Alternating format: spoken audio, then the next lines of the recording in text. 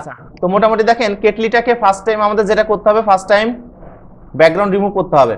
So আমি এটাকে আপাতত কন্ট্রোল এল প্রেস করে লেভেলটা একটু কমাই নিব, মানে এদিকে আমার ব্ল্যাক ফ্ল্যাগ যা ইচ্ছা তাই হোক, কোনো সমস্যা নাই। এখান থেকে দেখেন ম্যাজিক নিব, ম্যাজিক নিয়ে একটা ক্লিক করলে তো মোটামুটি রিমুভ হয়ে যাবে। এই যে এখান থেকে, আচ্ছা ওইটা সিলেকশন করি এখন, মানে সিলেকশন করেই করতে হচ্ছে বুঝছেন, কারণ হচ্ছে ওই যে মুছে যাচ্ছে আর কি। তো রিফাইন্ড এডস থেকে আমি যতটুকু পারি ততটুকু করে নিলাম লেয়ার মাস্ক। তো আমি এখন আমার মতো করে একটা পেজ নিব। সো আমি এখান থেকে মনে করেন পেজ নিলাম হচ্ছে 1366 বাই 768। বলেন তো এটা কিসের সাইজ? ফটো ম্যানিপুলেশন বা ফটো অ্যাডজাস্টমেন্ট করতে গেলে এই সাইজে নিতে হবে এরকম কোনো কথা নেই, কিন্তু আমি এটা নিলাম, এটা কিসের সাইজ? 1366 768 হচ্ছে যে ডেস্কটপ ল্যাপটপের ওয়ালপেপারের সাইজ। মানে আমি যেটা বানাচ্ছি মনে করেন আমি বানাই, আমি ওয়ালপেপার করবো, ওই জন্য আমি বানাচ্ছি। বাট যখন কোনো একটা কাজের জন্য বানাবো তখন তো সে যে কাজটা দিবে সে তো সাইজ বলেই দিবে, ঠিক আছে? সো আমি এখন কি করব, আমি আমার ওই ছবিটাকে আগে এই পেজের উপরে নিয়ে যাব। আচ্ছা, নেওয়ার আগে আমাকে এখন এখান থেকে যেটা করতে হবে, বলেন কি করতে হবে? এই যে এটাকে অ্যাপ্লাই করে দিতে হবে। ওকে, এটার আর দরকার নেই, আমি এটা কেটে দিব। কন্ট্রোল টি প্রেস করে এটা মোটামুটি খুব একটা বেশি বড় না, ছোট করে এখানে রাখলাম। এখন আমি কি করব, আচ্ছা দাঁড়ান, আগেই এটার কিছু করা করি নাই, আগে রুলারটা দিয়ে পেজের সেন্টারটা ঠিক করেন, বুঝছেন? তারপরে এটা সেন্টারে রাখেন। রুলার টুলারের এখন আর দরকার নেই, পরে রুলার নিব না, পরে একবারে করব না।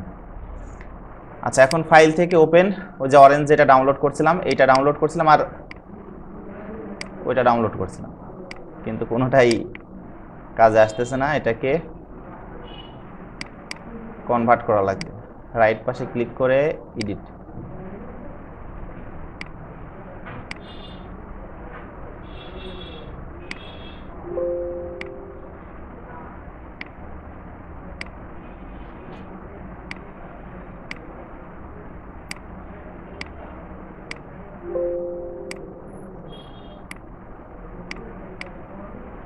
এগুলো তো বুঝতে পারছেন।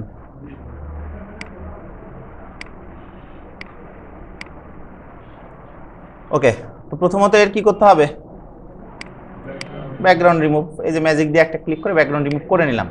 সো আমি এটাকে আমাদের এখানে নিয়ে আসবো, কন্ট্রোল টি প্রেস করে মোটামুটি এটাকে ছোট, তো এটাকে একটু অ্যাডজাস্টমেন্টের দিকে নিয়ে আসবো। যেমন দেখেন এইটা নিচের দিকে, আচ্ছা এটা আমি উপরের দিকে দিব।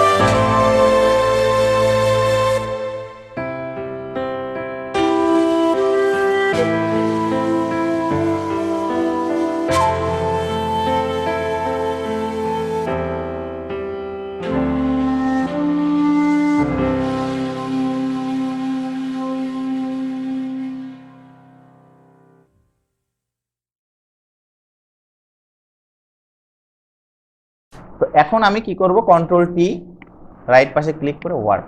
এই দেখেন কিছু কিছু জায়গা থেকে যেরকম তেরা বেঁকা আছে, আমি এখানে আমার আর্টের মাধ্যমে সেই তেরা বেঁকাটা করে নিব। বুঝতেছেন?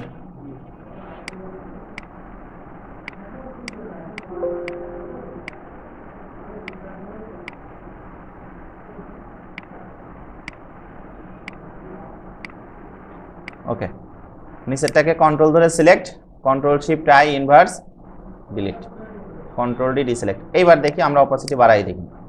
দেখেন এখন কিন্তু মোটামুটি দেখেন এইটাও কিন্তু ওই অনুযায়ী কিন্তু গেছে। এখন এইটাকেও আমাদের সেম ভাবে, এইটা যেভাবে কাজ করছেন এটাও সেইভাবে কাজ করতে হবে। সো কন্ট্রোল ধরে সিলেকশন করলাম। এখানে কাজ আছে তো, যে এই জায়গায় একটু ওই যে ফটোটা বানাই দিতে হবে, তা না হলে তো বোঝা যাবে না। আচ্ছা, এখন ব্রাশ টুলসটা নিলাম।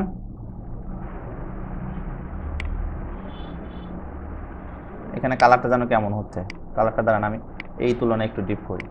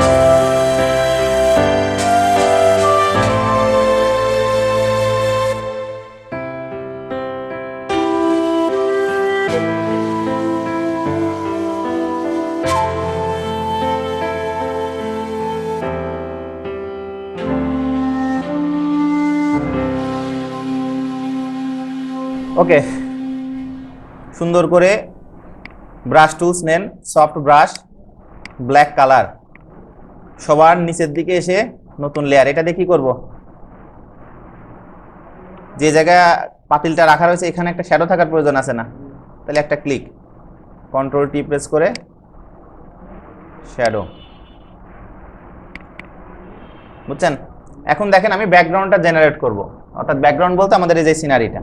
তো এই সিনারিটা জেনারেট করার জন্য আমি এখান থেকে ব্যাকগ্রাউন্ডে যাব, অ্যাডজাস্টমেন্ট, গ্রেডিয়েন্ট, এখান থেকে নিব হচ্ছে ইয়েলোটা নিব না, এখান থেকে অরেঞ্জ নিব, যেহেতু অরেঞ্জ দিয়ে বানাইছি এখান থেকে আমি অরেঞ্জ নিব। ওকে, লাইনার থেকে রেডিয়াল, স্কেল থেকে হালকা একটু বাড়াই দিন। ওকে, কমপ্লিট।